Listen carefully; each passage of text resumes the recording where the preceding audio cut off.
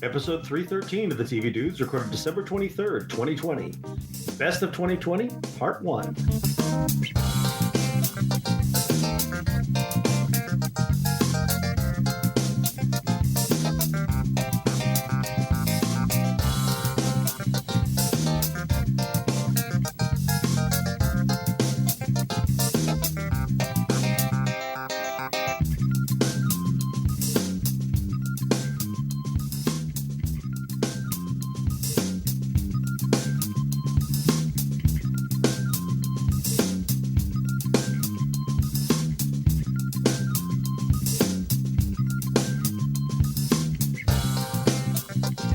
It is time for our annual Best of episodes.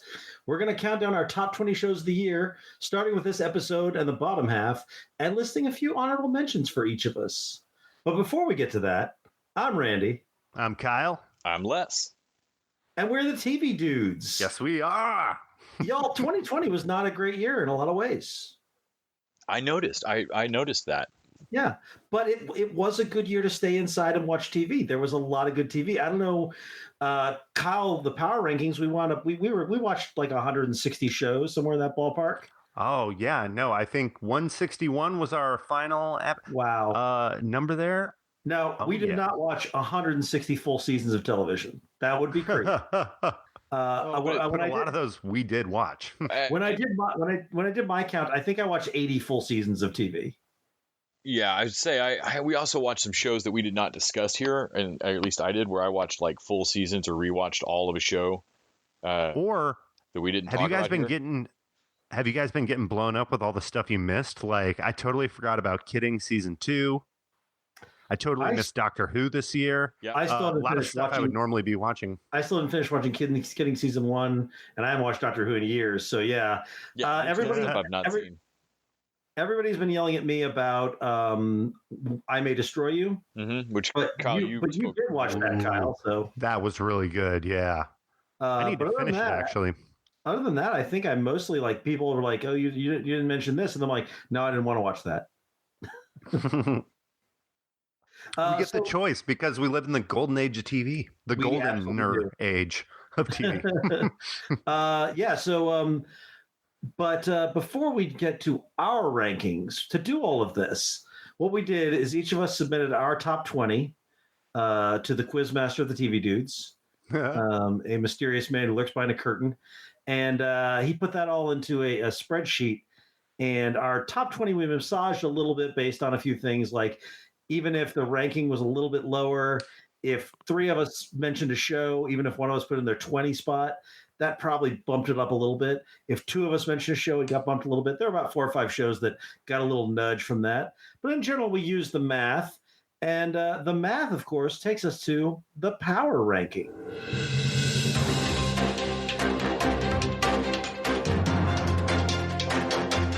Power rankings. Oh, I love that. Les, you always do the voice for me, even though I listen to the recording. Even though we also have the music, and I don't Too bad care. this isn't a live show. We could get that sound effect piped in. I don't know. It takes me back to the days when like we were doing those permanent records. Yes, that's why I can't let it go. Even though I spent time looking for that silly music, and well, guys, we have made it an entire year of power rankings, and now we get to do the thing we have kind of flirted with every week, and that is say goodbye IMDb, goodbye Metacritic, goodbye Rotten Tomatoes. You know nothing. You don't know how to rank shows. You guys aren't TV dudes, you're websites. We are the TV dudes. But as Randy just pointed out a second ago, we actually can't even agree with our own tabulations. We disagree with our own power rankings. And it's funny because there's 3 of us. There's 3 websites we've been following all year. And yeah, it's like when you get 3 people in a room, they cannot screw a light bulb in. But humor us for a moment as we run down this list. And because I have so many shows, I want to do this a little quicker. Normally, I'd like to give the color commentary for every show. But in the very dead last, tied with in 39, there's about 41 shows on this. But tied in 39th spot is Animaniacs in the West Wing. 38 is the Tiger King documentary on Netflix. 37 is Seduced Inside the NXIVM Cult, not the HBO one. This is the Showtime documentary. Stars. Or Stars documentary. Thank you. 35, Chef, season 3. That's also tied with Brooklyn Nine-Nine. Which season is that, guys? Season 7, I think. Something that just seems right. Pop quiz, hot shot. The 33 spot, an odd pairing, Star Wars The Clone Wars, the final season, and Woke. Tied in the 31 spot, we got some accents, Star Trek Picard and The Crown. Tied in the 28th spot, we're just flying up there. We each did a top 20. That's how we got our points system for these. And that's why we have so many ties here. But tied in the 28th spot is Cobra Kai, Lego Masters, and Miss America. It's important to realize that in our ranking system, the beauty of it is that ties are completely interchangeable shows. So if you have a friend that is on like the 3rd episode of Cobra Kai and they're like, oh my gosh, boohoo, for whatever reason I can't watch the 4th episode, you can be like, look, here's an episode of Lego Masters. Boom, it fits right in and they won't even notice. Puts together like a Lego. Yes, exactly. Yep, it's perfect. It's the beauty of the power ranking system. I'm imagining a Lego bust of Pat Morita. See? So tied in the 26th spot, one that I didn't put on my list, and after I saw it on, I forget whose list, I was like, ooh, maybe I should have, but Mythic Quest, Raven's Banquet, and Teenage Bounty Hunters, which was another one I really struggled with whether to put on my list or not. Tied in the 22 spot is, and we're going to take this all up to 10, right? Yes. Tied in the 22 spot, Haunting of Bly Manor, Marvelous Miss Maisel, McMillions, and The Politician. Basically the same show. jump in between. Then in 21, tied with nobody, is Anna Kendrick with Love Life over on HBO Max. Tied, I feel like these would be the internet's favorite shows, although the power rankings have only given that title to one of them. But tied in number 19 on our list, Letterkenny and Rick and Morty. Tied in number 18, thanks to nobody but me, or not tied, but in the number 18 spot, is Carol and Tuesday, which was a Patreon pitch. And yeah, definitely turned into one of my favorite shows of the year. At one point, I think I even had it in top 5. Yeah, if Mandy's listening, she should be proud. She got an anime into our top 20. Yep, and I'm not even mad at it. Into one of the TV Dudes top 20 at any rate. Well, this is the year that taught me, you can have a great show, but if it also has a great soundtrack, that shit's golden. Like a great soundtrack has not hurt anything. Number 17, The Great. Tied at number 15 is Future Man and The Boys. Pretty much the same show. Yeah, I can jump back and forth between those two. In number 14, take this, internet, The Last Dance. Not in the number 1 spot. Yeah, a lot of people are going to put that in the number 1 spot. Yeah. Tied for number 12, apparently the better Star Trek show, Star Trek Discovery, and The Queen's Gambit. And then in our number 11 spot, thanks to Less and Less Alone, Schitt's Creek, which is apparently the best show I haven't watched yet. Everybody tells me to watch it. I've seen 2 seasons now, and I like but don't love it. But everybody who watches it loves it so much that I'm going to finish it. And guys, that takes us to our top 10, which I have in this locked briefcase right here with like a little timer on it that says, cannot open until next week's show, which sucks because the handcuffs say the same thing. So that's rough. Yeah. Yeah. It's going to make. The really rough thing is that in your other hand, you have a case locked to your hand that is filled with gold, and you have to pretend they're both the same weight. And if we can guess which one is the gold case, we will win the gold inside that case. Oh my gosh, this is the best episode of The Twilight Zone ever. I want 15 minutes to guess. And for that 15 minutes, I need Kyle to hold both cases at eyeball level with his arms extended from his fingertips. And then at the end of the 15 minutes, I'll decide which one. Have you heard that? Gold. Have you heard of that phenomenon in economics that if you get enough people to guess, all you literally have to do is average it and you'll get the right answer? Because there's an assumption that there's enough people who don't know what they're talking about and a few people that do that. It's like guess the jelly beans. If you get 300 people to guess the jelly beans and do the average, that will be the number of the jelly beans. Or like guess the weight of a cow. There was a great Planet Money that they did that. Sorry, that's not TV. Do you know why that is true? It's because we're living in a failing computer simulation, and that is how they clue us in. Just And cheap it out. do I know how I know that we're living in a failing computer simulation today? It is because KFC announced a gaming console, and they're 100% serious. KF console. Oh my gosh, if Soldier Boy can do it, why can't they? Their console comes with a chicken warming outlet. Did you? Okay, is this for real? I don't know. They made a hell of an ad. Nobody knows what it's priced at. Basically, they had somebody build a high-end gaming computer, right? Yeah, it's a computer. Yeah. Well, did you see their training VR game they did?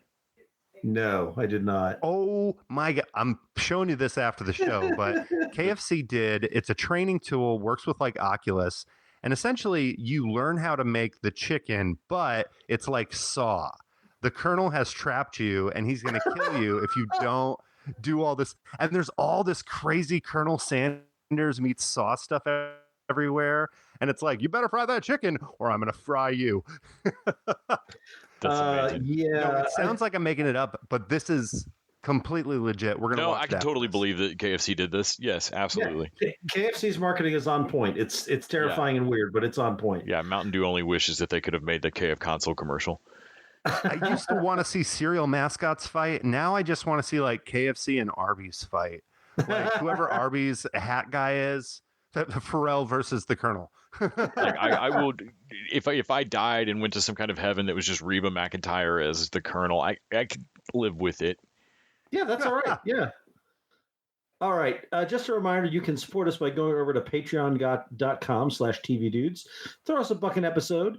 In exchange, you get to keep up with our streaming services, and we get to keep up with our web hosting, and you get bonus content each week. This week, we're talking about The Thing, right, Kyle? Yeah.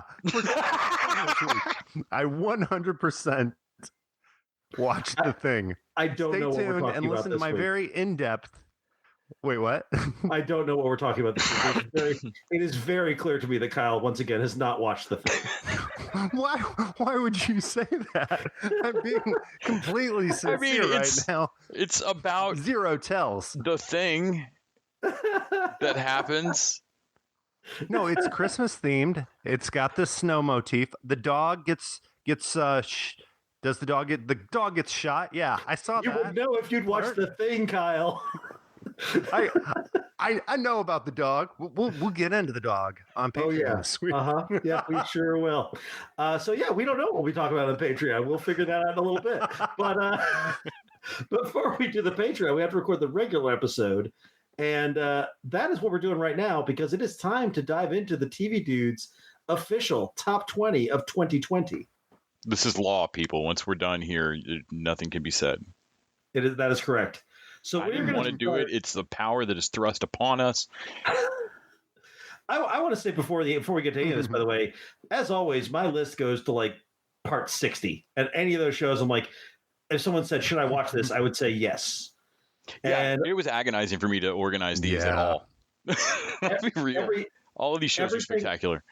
Everything on our power rankings, I don't think there's anything on there where I'm like, oh yeah, you should watch that show. Like there's nothing, even if it wasn't on my top 20 that I'm like, yeah, that could have been on my top 20. Even the stuff that's on y'all's that's not on mine, I absolutely, these are great shows. These are absolutely worth, if people wanted a fun time for 30 minutes to an hour, any one of these, any episode is going to get it done. Yep. But these are the cream of the crop, the 20 shows you should absolutely watch if you have not yet. And we're going to start with number 20, The Great, over on Hulu. That's pretty great.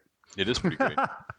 So this was not on my top 20. Randy, have you watched The Great?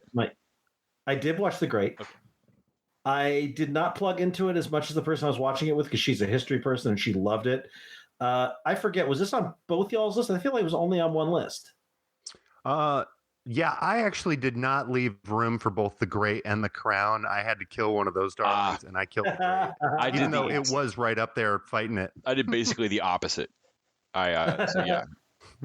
So Les, as our advocate for The Great, tell us about The Great. So I realize that some my tastes on shows can be a real split hair sometimes. Awkward comedy won't work for me, and then something will. I tried to plug into Dickinson and couldn't. There was something anachronistic about it that bugged the crap out of me, and yet there is something really anachronistic about The Great, and it works in a complete 180 for like just somehow it all works here. So this show is Catherine the Great coming up in Russia, and on the one hand, it is technically history, but it is also definitely heightened and playing with the just crazy, violent, bug shit absurdity of richness, like true wealth and power at this point in the world, and how just depraved and insane Peter is, and how fucking crazy all of it is. Nicholas Hoult is Peter, by the way. Yes, Nicholas Hoult. How that show works. Yes, absolutely. His energy is just amazing, and the whole show, though, I liked. Each episode was funny. I liked the absurdity of it. If it had not had a big interconnecting plot, if this had just been Blackadder or something, I'd have still loved it. But it also builds in the first season very much to Catherine getting to the point of having Peter killed and taking the throne. And Right. like you watch her slowly learn the rules of Russia and learn that, like, oh shit, if he dies, it doesn't go to an heir, it goes to me. And so when they end season 1, it ended in a point in the story where I was like, no, fuck, I think season 2 is going to be an assassination. This is going to be amazing. And so they've gotten a season 2, and I can't wait. This is the same writer that did The Favorite, which is a movie that has the Crown's own queen. Olivia Colman? Right. Yes, Olivia Colman playing Queen Anne in The Favorite. But it's just been a wild couple of years for Royals adaptations, and The Great was awesome for its... I don't know, the way it was heightened just worked for me. I laughed. I love how the people. Hard. I love how they talk to each other in that, where they were using very much the dialect of that time, but they were talking in more of a modern sensibility, often about getting drunk or like getting laid. And I feel like there was like a very easy in for that show, and then you get to kind of enjoy the set piece and the dressing around that. Yeah. Yeah, I would agree with that. All right, our number 19 spot is also a Hulu show, and that is Future Man, which had, I think we would all agree, kind of a weaker second season. Like it kind of lost its mojo, and then it came back strong for this third season. I think going back to the time travel a little bit more and going back to the weird dark future stuff just kind of worked. I felt like it was moving. Season. Yeah, same. Yeah, where second season you kind of settled in the first few episodes. The second season, it felt like it came to a halt for me with Wolf learning to make wheels and shit.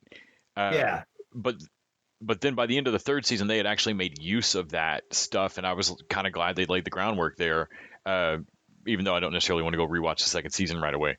But yeah, the third season was so satisfying, and the weird ending documentary, all of it, it's so... I'm so happy with it. It made it on my list because when I thought about, like, when I looked back over the whole year's shows and went, oh my God, this has been 3 years long. Did Future Man season 3 really happen this year? And and thought about it, then I just started laughing of like, oh God, I had forgotten all about that show. And this was also one of those weird ones that came out really early in the year. Mm-hmm. It did, before the world ended. So yeah.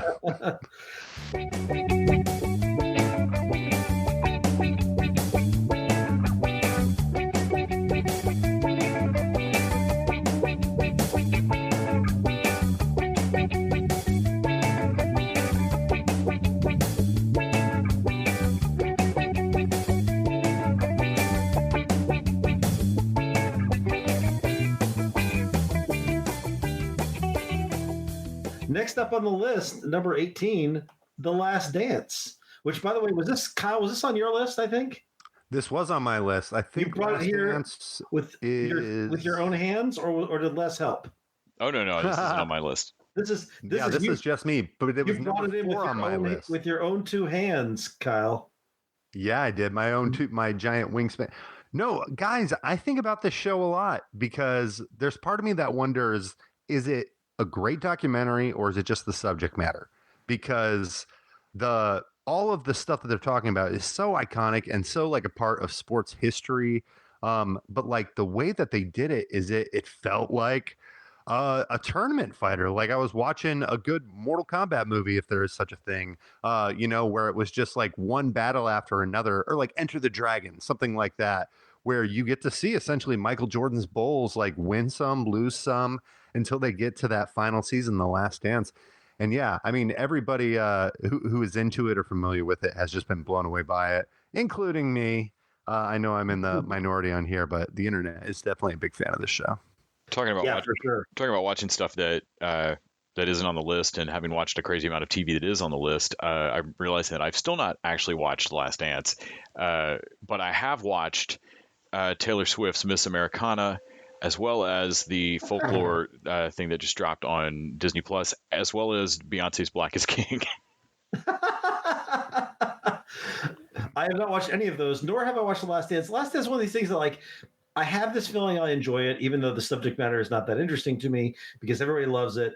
But it keeps getting pushed away by other stuff. Like I'll be like, do I want to try The Last Dance or do I want to watch a Good Eats rerun right now? And comfort food keeps winning out. So at some point, I think I'll get to this just because everybody loves it. Yeah. Have either of you seen Senna? No. I know the racing documentary. I've heard it's great. Oh yeah, it's another fantastic one. I think Last Dance might work kind of in the way that Senna does, where even though it's a sports documentary, you don't really have to be a fan of the sport to get like drawn into it. Well, I absolutely hate sports really shows. I don't care how good I don't care how well done they are. What about Sports Night? Nope, all of them. Oh, what's that? Tim Lasser. Yeah, you hate all Fuck sports. that You show. hate all sports shows. Yep. Tim Lasso, yeah. So number 17 is Star Trek Discovery, which is one that I dragged down the list by my two hands because it is number 3 on my list. I have been loving Star Trek Discovery this season. I actually thought the last 2 episodes, the Mirror Universe episodes, were weaker ones, but it's still good. But this season really was all. I've liked Discovery from the outset. It's probably my favorite Star Trek. I know some people probably just had a heart attack hearing me say that, but it is. I like it better than the Next Generation. I like it for the Deep Space Nine. Like, this is the Star Trek show I wanted, and this season it feels even more Star Trek than the other seasons have. I love the characters. I love the sort of hopeful in the face of a nihilistic future. We haven't seen how season 3 ends yet. But even if they drop the ball entirely, I liked it enough that I'm glad that it's on our top 20. You know, the thing about Discovery is I can't imagine it ever going the way of like Generation or Voyager, in the sense where you have all these seasons, like, gosh, I don't even know how many seasons, but like several seasons of like a huge episodes runs, and you get into like kind of a flow of certain ones where it's like almost like a procedural. But Discovery, even though they do have those episodes that are kind of like by the numbers, just seems to be like so creative in like developing its show. I can never imagine it being just something on Netflix where you're like, oh yeah, I'm just going to have it on in the background and, binge, 20 episodes of it while I work on something else. No, like, it feels like a more modern show than those. Yeah. Whereas I could absolutely leave Next Gen on for like 3 episodes and like, oh, I don't really care about the Sherlock Holmes one as much. Right. Mm-hmm. Yeah. And then you just look up 1 minute and Data's there taking comedy advice from Joe Piscopo. And you're like, all right, I'm back. Yeah.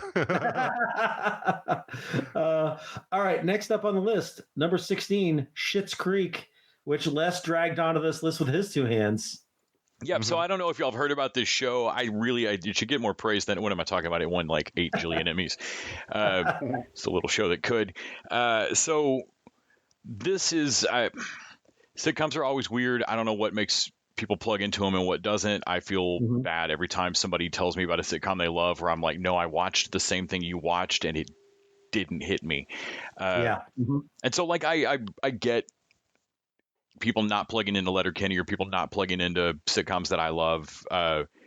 Schitt's Creek is one that I watched the first few episodes of when it first premiered. It was getting good buzz, and I didn't really like it. I like Chris Elliott, but he adds a weird tone to everything, and I couldn't figure out where the fuck the show wanted to be.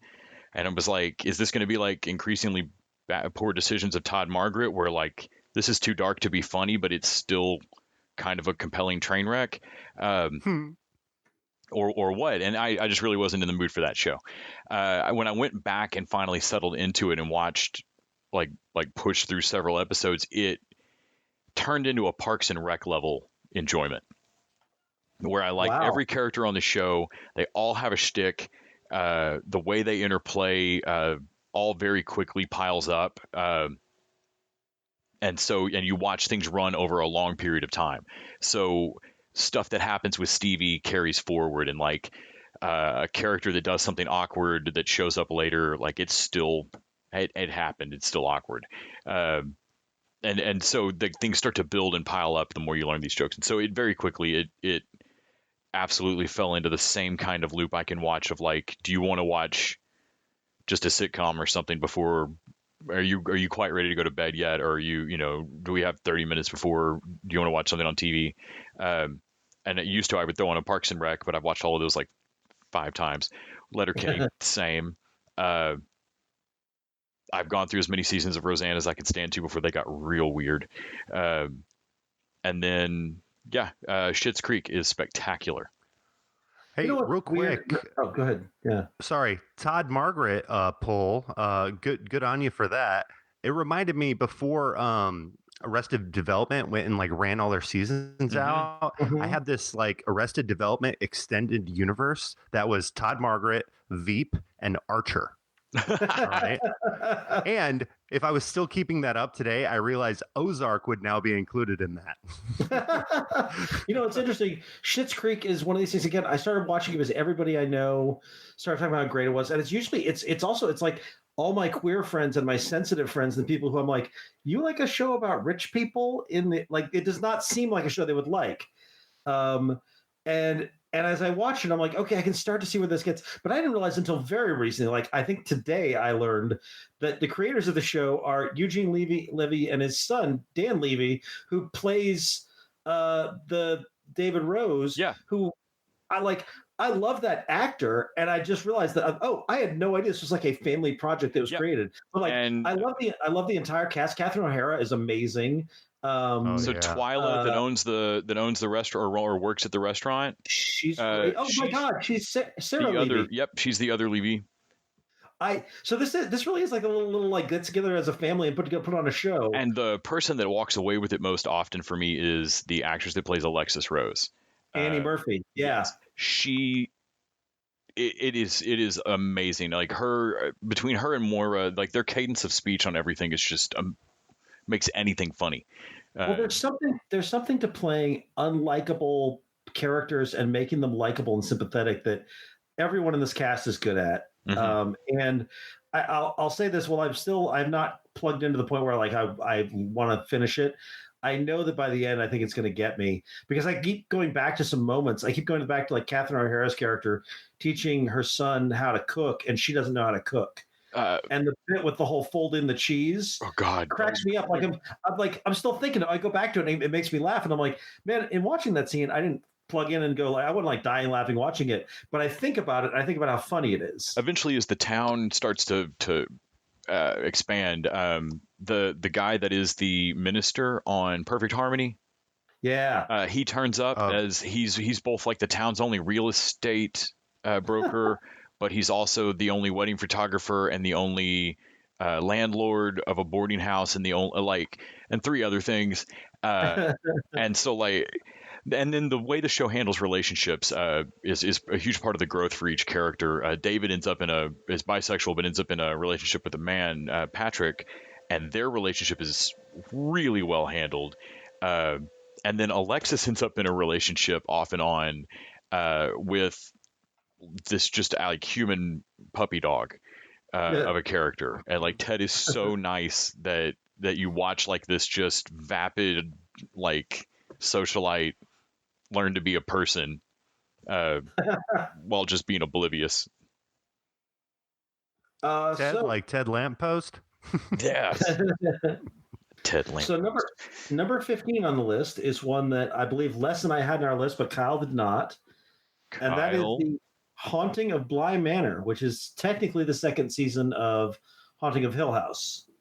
It's an anthology. It's got some of the same actors. This is one that I think a lot of people were let down by because Haunting of Hill House was such a huge, big surprise. This is so much more gothic, slow, romantic. Yeah, and it took me a while to plug in. After watching a couple episodes, I was like, it's good, but I'm not sure if I love it. But by the end, I fell in love with it. I think the ending is actually stronger than the ending of Hill House. Same. It didn't grab me as early as Hill House, but it finished stronger. Yeah. You know, the one thing the show did that kind of ticked me off in retrospect, you don't notice it as much when you're binging it, but I hate when it would like get to the end of an episode, it'd be like super dramatic, credits start rolling, and then the next episode starts with, before the next part of the story, we have to go back in time. And then they do a flashback episode. Yeah. It's like, come on. And they just kill all that tension. You got to wait another episode to get the good stuff. It's building the tension. It's not killing the tension. It's building the tension. Instead, this week, we just have that note. Terrence and Phillip fart for 30 minutes. I think one of the things I really liked in this season was the addition of Rahul Kohli from iZombie. I was so happy that you mentioned that. Yes, Ravi from iZombie kills it. Yeah, he's great here. And I wish they'd used him more. Mm-hmm. But his story is really good. Also, his mustache is really good. It's a great mustache. It's a great mustache. A1 mustache. Yeah. Level of I don't know how we rank. It's not Tom Selleck level mustache, but it's up there. It's an almost Quigley. It's pretty good. It's a solid Quigley. Yeah. It's not a Magnum, but it is a Quigley. Yeah, we'll award him a Quigley. Is that there's got to be a mustache scale somewhere. It's all Tom Selleck mustaches. Right. But yeah, this was a really good. It's not as spooky as Hill House. It's got some spook moments, but it's not as spooky. And it is, like you said, Les. It's more of a gothic romance than like a scary ghost story. But I was very pleased with it at the end. I'm definitely glad that it sat there on our list. Number 14. Here's another one for me and Les. Letterkenny. I don't think anyone will argue that season 8 was not its strongest season. No, and that's why it's not higher up on my rankings. This show is definitely in my top 20 of the year, but it's not. Did it crack my top 10? If so, it was barely, because this was not its strongest season. Well, I mean, to be fair. I can tell where the lag's at. No, I love this show. I can't believe it's. Letterkenny's my number 11. Yeah. Oh, okay, yeah. Well, I'm glad you made the joke, though, Kyle. That's what I appreciate about you. Is that what you appreciate? That's really how you know, like, who your people are in a room?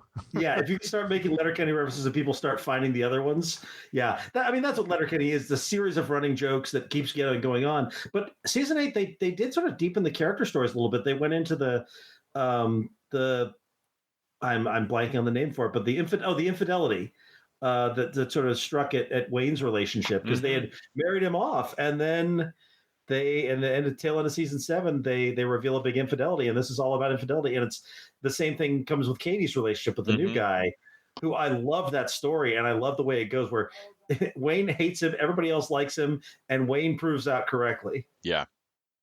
Though I really liked Wayne's fiance as an addition to the cast, and was disappointed. I did too.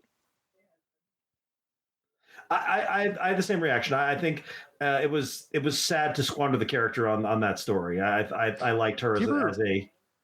Yeah, do you ever feel like when shows do that, where like you get a season or more with a character where you're like, oh yeah, she's on my team, and then you just have them flip, you know? And like, actually, Olivia Colman in Peep Show did this, where when she went from like being the romantic interest to like being the ex. Like, even though she was the good guy, she was kind of the bad guy. I can see that. Yeah. It's there's nothing wrong with it. It's a good show. It's hilarious. But I definitely that particular thing I didn't like as much, and I don't think this had any like uproarious laugh out loud. I mean, it was funny, but it was nothing. There was no one episode that like just killed me this season. Yeah, there was no replacing geese divots on the golf course Right. episode for me this season of just Right. like, And holy shit. anyone that's got a problem with Canadian Geese episodes, they got a problem with me, and they better marinate on that. All right, number 13 is The Boys. Is this the first one on the list that all three of us voted for, or no? And the I don't president. think Nope.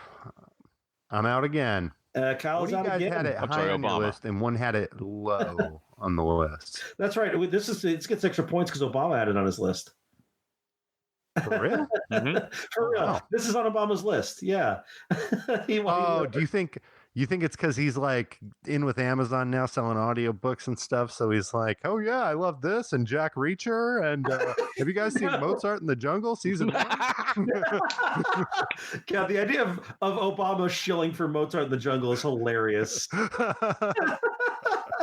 Oh, that's good. So I thought season 2 of this was a huge uptick from a solid season 1. Yeah, I really liked season 1, and season 2 was just as good, if not better. Like I enjoyed the shit out of this. They got the money in season 2. You definitely saw where they were like, okay, you guys can have a little more spending. Yeah, cash. Amazon leaned in on it. Yeah. Let me ask you the question though, Les. How much of this being a high on our list do you think is residual "You're the Worst" high from Aya Cash joining it?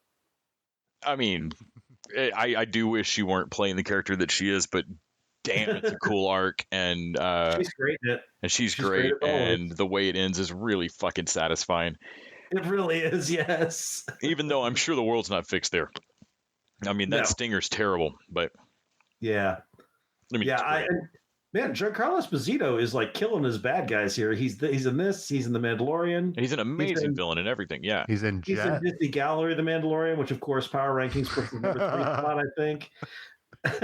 Whoa, you said Disney Gal. Oh, I saw some fan art where it was old man Miles Morales and it was Giancarlo Esposito. I love it. 10 of 10 would watch. I would watch Miles Beyond. We're closing it on the end for this week's episode, guys. Number 12, The Politician over on Netflix. One of us didn't have this on the list. Kyle, were you the outlier on this one? Yeah, that was me too. Although the title card sequence of this show is like one of my favorite. Oh of the decade. man, it's so It's good. so good. Yeah.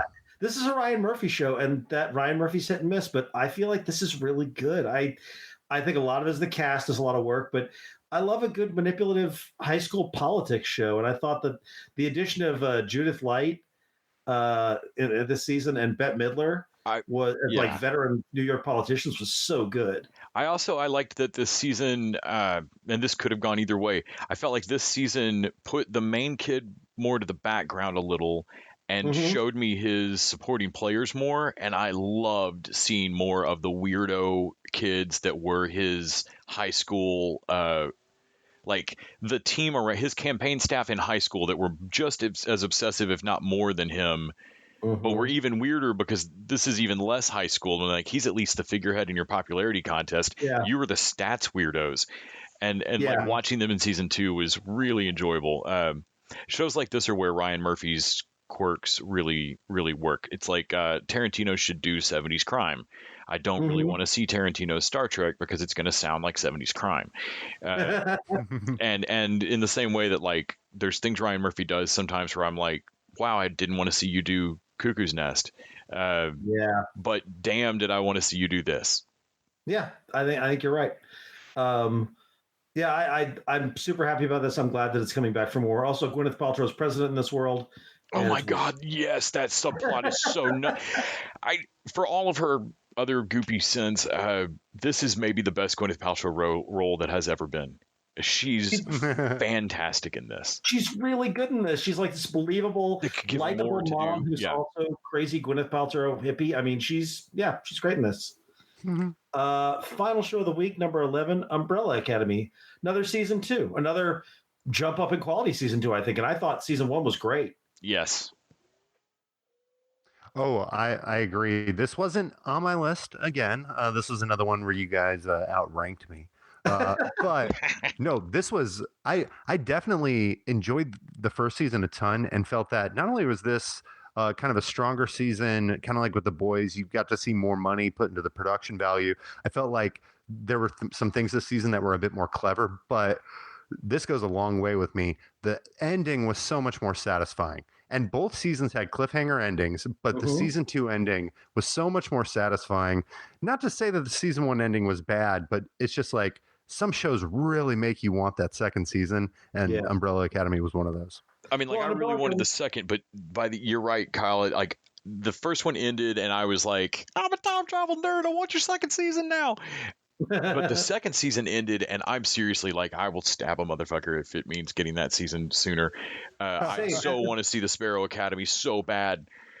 Well, the thing is, like, the first season ended on a cliffhanger. They hadn't resolved anything. Really, they resolved Vanya's plot. Well, they absolutely failed at the mission, basically. But it resolves in like, oh, well, we're all fucked, and that's a fun cliffhanger. But it's not a story ender. With season 2, they ended, like, everybody's story came to a conclusion. They fixed everything, and then it was like, wait, what? And much as Les likes time travel, I like alternate world stories that much, and so I'm super psyched to see the alternate world story of the Sparrow Academy. I love. Oh, go ahead. Who's the Asian brother who's the ghost? Ben, yes. Yeah. I love that we're kind of getting into spoiler territory, but no, I love what they're able to do with that character and how we're going to get that character in season 3. I guess I didn't spoil anything, but and we're doing best of. If people haven't watched this, they need to get on it. Yeah. But yeah, no, it was kind of heartbreaking to see what happened to him this season, and then to get that stinger at the end. This is why you do stingers, like, I don't know. Nothing felt backhanded about it. Often when shows do that and bring a character back, you're like, oh, that undercuts the death. But I'm like, oh no, he totally got his death. Like, and you get the satisfaction of we don't lose the actor. Yeah. Yeah, for sure.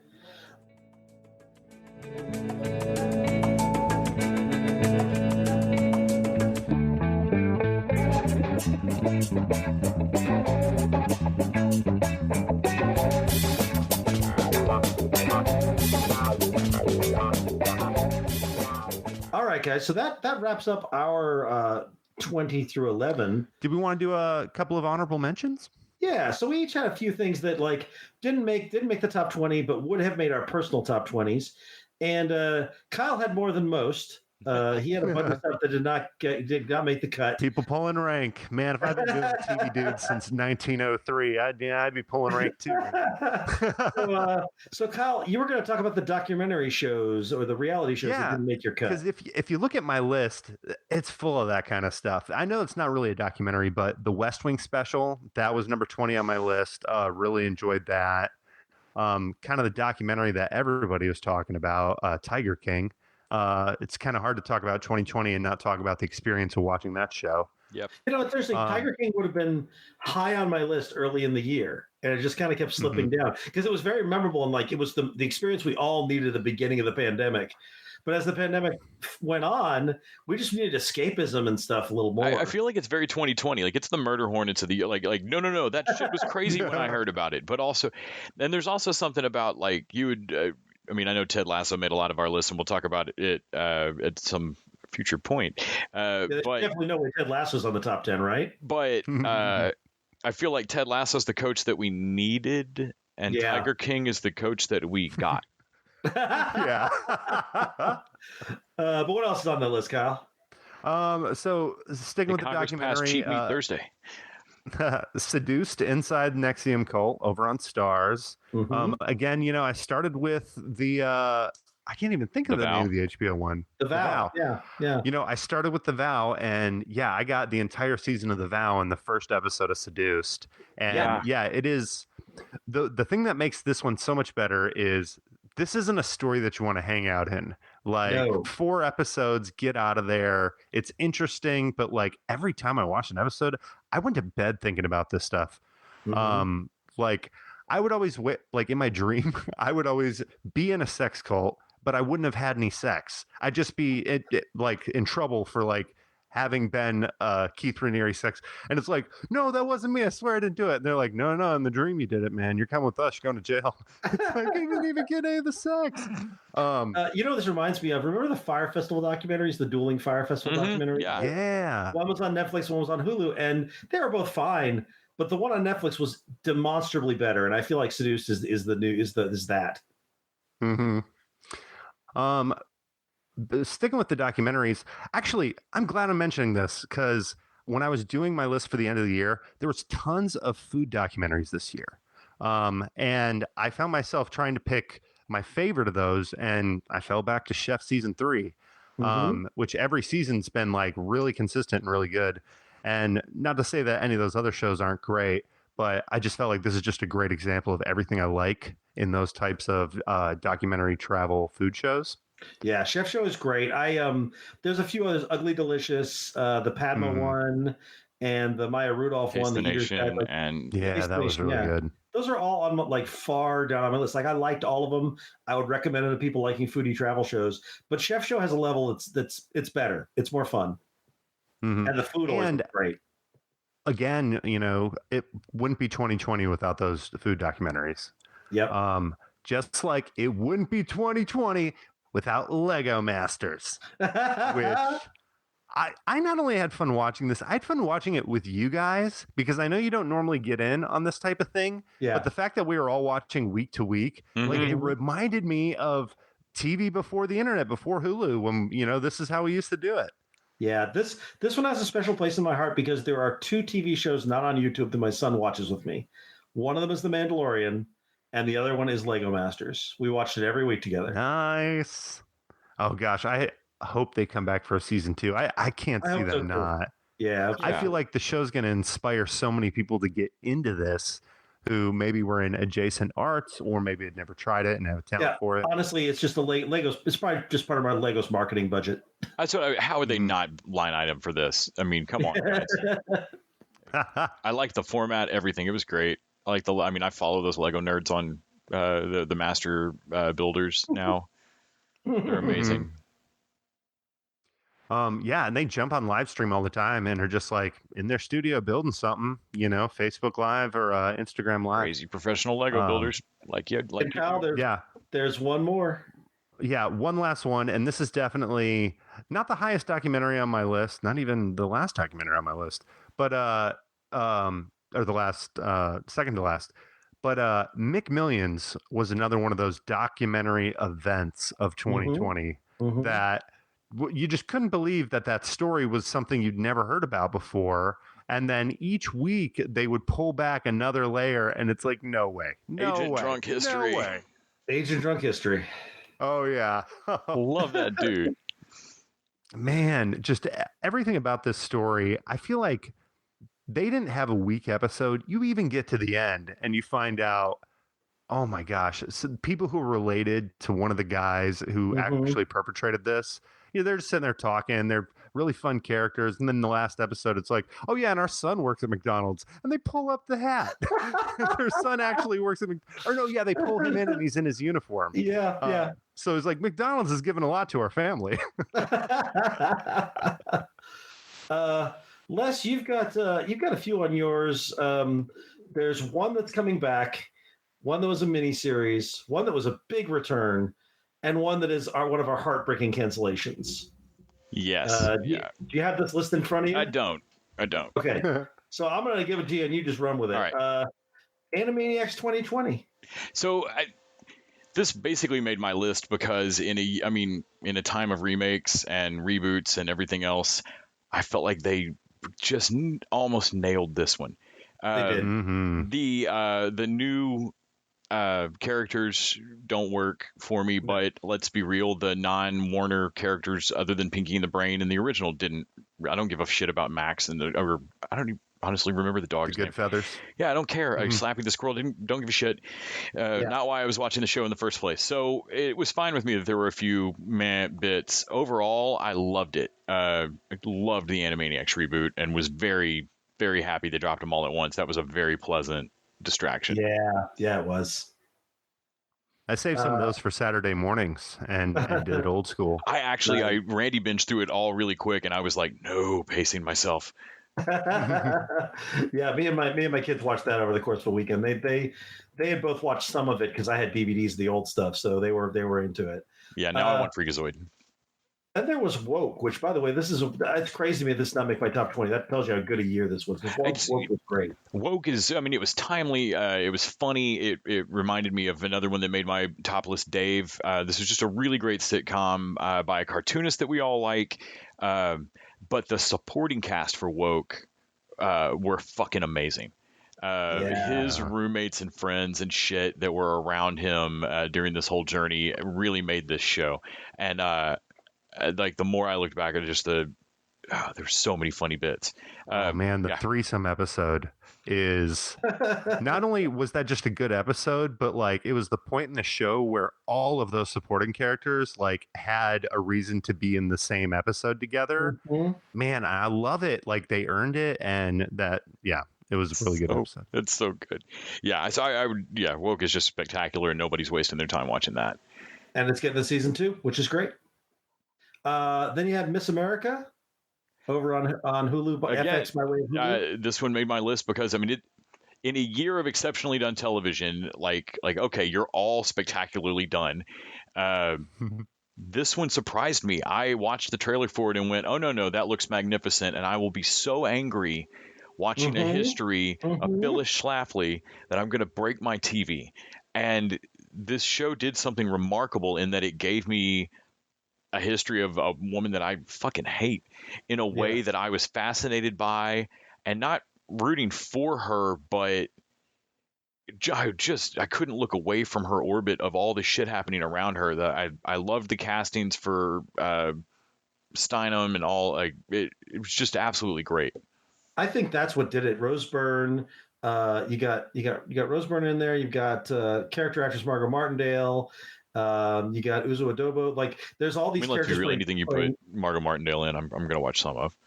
I think since we were also following the feminist movement at the same time, that is what made it work. Where it's like, so we're not just watching the villain, we're also watching the hero. Oh yeah, absolutely.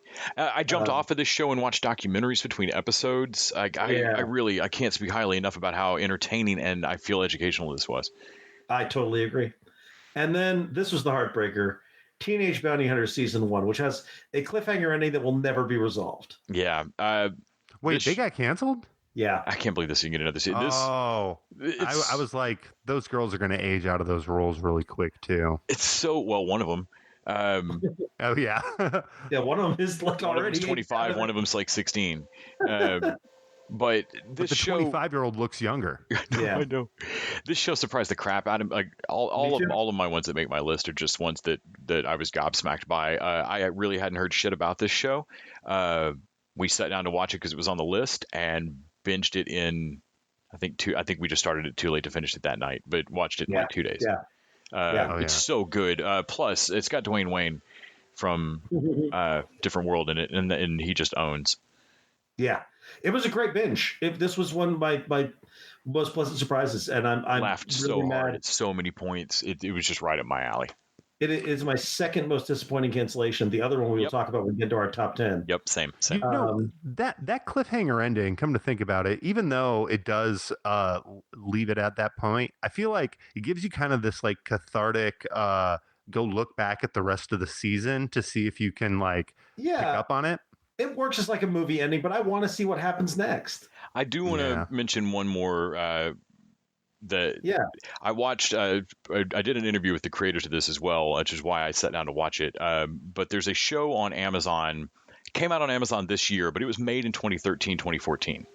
So I didn't feel it was at all eligible to put on my list. But it's called L.A. Macabre, Macabre, like Brett Favre.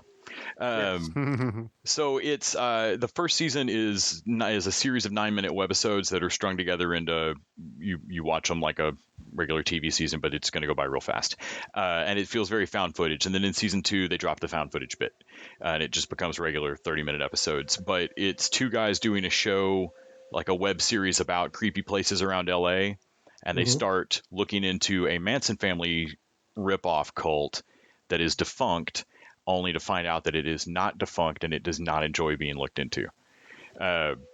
And shit goes off the rails real quick, and it becomes this really tightly written series where it should just be called Red Herrings, the series. Like, you genuinely don't know which of these characters, all of these characters are doing stuff off camera, and you really don't know who is about to be lying about what. We started, both Lisa and I sat down to watch it, and not that we expected it to suck, but I was watching it for an interview and was like, no, this is pretty good. This is all right. No, I'm going to finish this after the interview, and then we sat down and watched the whole thing that night. Like stayed up till like 12:30 or 1 and watched the rest of it. Okay. And I keep thinking back to little bits of it. It's very impressive. It's on Amazon Prime. Everybody should go check out Ellie McCobb. All right. On mine, I feel like as I look at my list of also rans, I'm like, man, I'm like the predictable one because all my stuff there's 2 new shows. And then everything else is like old favorites. So on my also rans list, we've got Marvelous Mrs. Maisel, which I thought had a phenomenal season. And I guess there were rumors that it got canceled, but I guess it is coming back for at least one more. But this was just a great season of Marvelous Mrs. Maisel. They brought Lenny Bruce more directly into the fold. They have her doing her like USO tour. There's the whole thing with Susie and her family. Like there's just great stuff going on with this, and I really enjoyed it. They're also redeeming her husband, which is a really tricky thing to do, but they did a great job with that redemption arc. And then anything with her dad, Monk, is fantastic. Oh yeah. Then there's Cobra Kai, which having moved to Netflix, I finally watched season 2, and it's every bit as good as season 1. And looking forward to season 3 on that. That trailer looks dope. That had a hell of a last fight. Like it might have been the best fight on television in 2020. Oh my God, that's right. The fucking multi-level high school fight and shit. Yeah, and that closing stinger phone call, that last image. Yeah. Star Trek Picard, which I know Star Trek Picard was lower on people. Like it was everybody's least favorite Star Trek this year. Everybody ranked Lower Decks higher. Everybody liked Discovery better than that. I like Discovery better than Picard, but I don't know. Maybe I have just enough Next Generation nostalgia to have really enjoyed this. I really liked Picard. I thought the action was good. I thought the characters were good. Yeah. I thought this was a solid piece of sci-fi TV. I watched it week to week. Yeah. Yeah. So that was also fun. I watch Fat Man Beyond every week. That's a Kevin Smith podcast they do with Mark Bernardin. And Mark Bernardin is actually a writer on Picard. Oh, I didn't know that. Yeah. Oh, okay, yeah. Bernardin is he's a comic book writer too, so I know him a little bit. Oh, I'm Facebook friends with him. Ooh. Yeah, I knew him when he used to work for. He did some writing for DC, and he was their Entertainment Weekly guy. So. Yeah, nice. No, their podcast is really solid. They do news every week, and Kevin Smith smokes. Yeah, I've heard of it. I like it. And then Brooklyn Nine-Nine, I thought had another great season. Ends with another big moment for Jake and Amy. It's a shame it's about cops at this point, but we've always known that was problematic. And the cast is so good. The writing is so good. I honestly don't know if they're going to come back. I feel like they've kind of been quiet about whether or not they're actually coming back for more in the wake of all this stuff going on with the cops. I don't know either. But I kind of hope they do because they managed to make this work, and it's still so funny. When we were looking for stuff to watch in the store on the TV, just as background, we pulled up the Brooklyn Nine-Nine Christmas episode, and just it's so funny and so smart, and we just kind of wound up rolling on through more Brooklyn Nine-Nine. It's such a good show, and it'll be a shame if it goes down along with all the other cop stuff that I probably want to lose, but. It definitely was a great funny season. And then finally, this was the surprise. Apple Plus had Mythic Quest Raven's Banquet, and man, that show was great. It really was. Yeah. Also, best COVID episode of the year. Their quarantine episode was fantastic. Yeah, it really was. And they had, I think, the thing that swung me, I liked all of it, and it was very funny. It's very Always Sunny in some ways. I like their cast. I like Rob McElhenney was fantastic in this. But the thing that really got me was the isolated bottle episode about the past of the studio that felt like a You're the Worst like epilogue. It felt like an outtake from You're the Worst because it was like that kind of story, and it had was it Jimmy from You're the Worst in it? Yeah, and Christine Milioti. Yeah, Kristen Milioti, who I love and I thought was great, and who killed it in Palm Springs. Palm Springs. Yeah. So she had a good year. But yeah, those are my also rans. That is all of our also rans. Y'all can probably guess at a few of our top 10, but I don't know if anybody could guess all of it or all the rankings. We definitely gave away a couple of them as we talked this time. But tune in next week for our top 10 of the year. Big dogs. Big Dogs is definitely not in that mix. Just sandwich eating ASMR on YouTube. Number one for the year. And if you're a Patreon listener, after this, you can plug in the Patreon episode and listen to us talk about The Thing, right, Kyle? You don't talk about Things. The Thing? Yeah. He watched Things. I watched Things this week. What are y'all talking about? Yeah. You watched The Thing, right? But thank you, as always, to our patrons. Thank you to our listeners. Thank you, Kyle. Thank you, Les. Thank you, Randy. And until next week, TV Dudes out. The TV Dudes is an independently run podcast out of Austin, Texas. We are exclusively listener supported. If you'd like to help us out, go to patreon.com/TVDudes. You can also find us on Facebook, Twitter, and Instagram at TV Dudes. All the music for our show is done by our friend and original TV dude, Gregory J. Amani Smith. To find out more about us, go to thetvdudes.com. I'm Randy Lander. I'm Les Weiler. And I'm Kyle Scott. Thanks for listening.